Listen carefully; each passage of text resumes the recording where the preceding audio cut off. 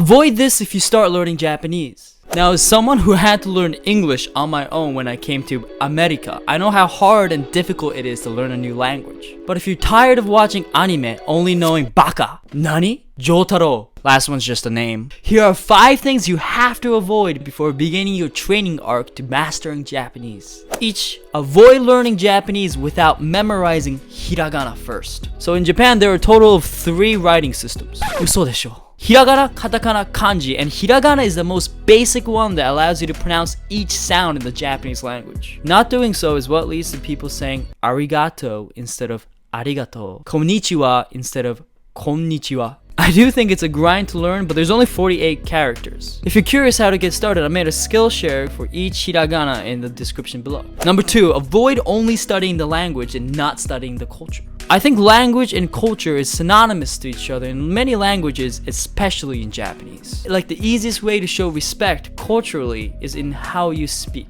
Keigo is the most formal way of speaking, but at the same time, you don't always want to speak formally because, you want to make a tomodachi and speak casually. And in order to know if you should use keigo, formal, or tameguchi, which is casual, informal, you would have to study the culture or you might look a little silly. I would say anime and TV is actually in fact a good way of starting, but also reading books and even blogs and vlogs about Japanese culture would be a good place to also study Japanese so that you could visually and subconsciously learn how or when a Japanese person would use keigo or tameguchi. Because if you only know the formal way of speaking and you finally get close to someone you don't know how to speak casually, that might, keep on creating that distance. You want to make a tomo. You want to join the NAKAMA with me, In the beginning, you better speak to me formally, but later on, you could use tameguchi. I'll be the judge of that. Number 3, avoid relying on textbook vocabulary. Make a vocab book yourself. Now, after teaching to over 100 students online and in person,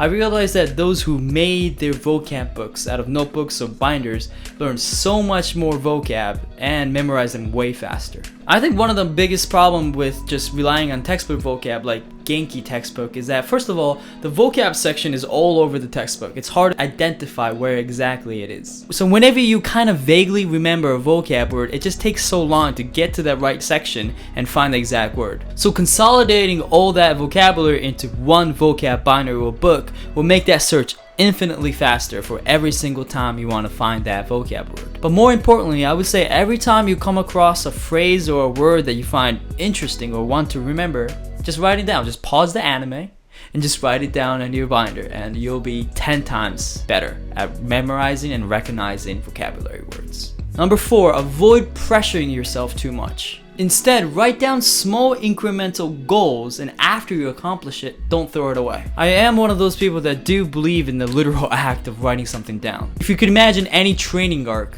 the road to mastery is step by step. Because of that, it's good to write incremental goals that you can accomplish with good effort.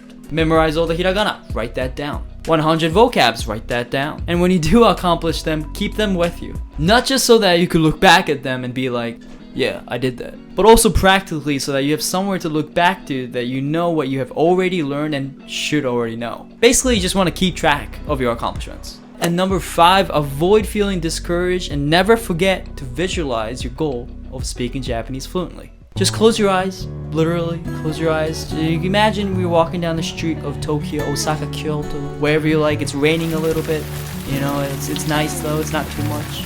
And then you hear look, there's a Japanese person coming up to you, and he says, no English please. Now don't worry, you're gonna say, Nihongo hanasemasu. I can speak Japanese. Now you could open your eyes, and that kind of visualization makes you aware of what exactly you're putting all this effort for. Why you're in blood, sweat, and tears like every other training arc you've seen before is to be fluent. Also, in a logical way, visualization does help, literally scientifically. I think there's a study that said someone who imagined or visualized himself shooting a basketball did 80% just as good as someone who actually practiced shooting a basketball. But for me, if you want to join the NAKAMA, you're going to do both. You're going to actually study and also visualize yourself speaking to me. So combine both and don't feel discouraged. Thanks for watching. Subscribe to join the NAKAMA and peace.